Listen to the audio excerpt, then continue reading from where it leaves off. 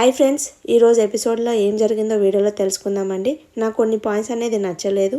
ఎందుకోసం అంటే first of all మన సంజన గారికి 0 పాయింట్స్ ఇవ్వడం చాలా అన్డిజర్వ్డ్ అండి. ఎందుకోసం అంటే తను చాలా కష్టపడి 13th వీక్ వరకు వచ్చింది. ఎందుకంటే చిన్న పిల్లలను గిట్ట వదిలేసి తను 13th వీక్ వరకు వచ్చిందంటే తనకు డిజర్వ్డ్ ఉంది. ఒక 50,000 అన్న తనకి ఇవ్వాలి.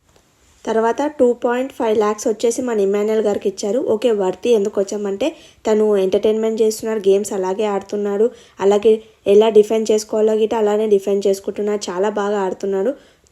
BB9 అనేది మనకు నడుస్తుందంటే ఇమాన్యుయల్ వల్లనే. ఎందుకోసం అంటే ఎంటర్టైన్మెంట్ అనేది అంత బాగా చేస్తున్నాడు.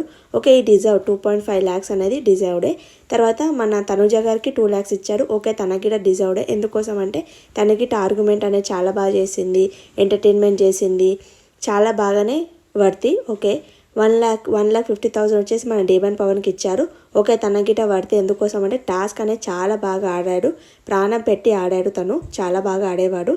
ఓకే, సుమన్ శెట్టి ఫ్యాన్స్ అనేది ఫీల్ అవ్వకండి. ఎందుకోసం అంటే సుమన్ శెట్టి గారికి 1 lakh ఎందుకు ఇవ్వాలండి? 1 lakh ఇవ్వాల్సిన అవసరం ఏముందో నాకు అర్థం కాలేదు. దానికి అందరు హౌస్మేట్స్ ఒప్పుకున్నారు.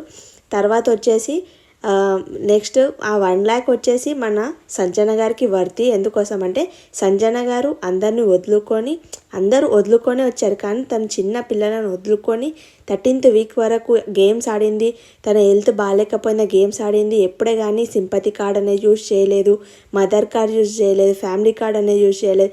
ఎప్పుడు తను అలాంటివి ఏం యూజ్ చేయకుండా తను 13th వీక్ వరకు వచ్చిందంటే అది గ్రేట్ అండి. తనకు 1 lakh అనేది వర్తి. తర్వాత 50,000 వచ్చేసి ఓకే, మన సుమన్ శెట్టి ఆర్ బన్నీ వీళ్ళిద్దరు ఎవరికైనా ఒకరికి ఇవ్వచ్చు. కానీ పాపం మన సంజన గారికి అన్యాయం జరిగింది. తను పాపం ఏడ్చింది. తర్వాత జైల్లో వెళ్ళి కూర్చోబెట్టిండ్రు. పాపం తనకి ఇలా హౌస్మేట్స్ అనేది ఇలా చేస్తే తనకు సింపతి కార్డ్ అనేది యూజ్ అవుతుంది. ఆడియన్స్లో అరే పాపం కదా, ఈమెకి ఎందుకు ఇలా చేస్తున్నారు, ఎందుకు ఇంత అన్యాయం చేస్తున్నారు అని ఆడియన్స్ అనుకుంటారు. ఇలానే చేసుకుంటూ పోతే తను టాప్ 5లో ఉండిపోతుంది. తర్వాత మనకి గేమ్స్ అనేది పార్టిసిపేట్ చేశారు కదా, తన ఇమాన్యుయల్ గారు చాలా బాగా ఆడారు. తర్వాత బన్నీ గారు ఓకే ఆడి కెప్టెన్ అయిపోయారు.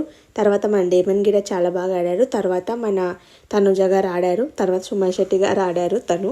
తర్వాత మన ఒకవేళ ఇమాన్యుయల్ గిట మన బిగ్ బాస్ అన్నారు కదా, ఫస్ట్ ఎవరైతే వస్తాడో వాళ్ళ ఫైనలిస్ట్ అలాగే నామినేషన్ నుంచి సేవ్ చేస్తాను, లీస్ట్ ఉన్న వాళ్ళు డేంజర్ జోన్లో ఉంటారు అని.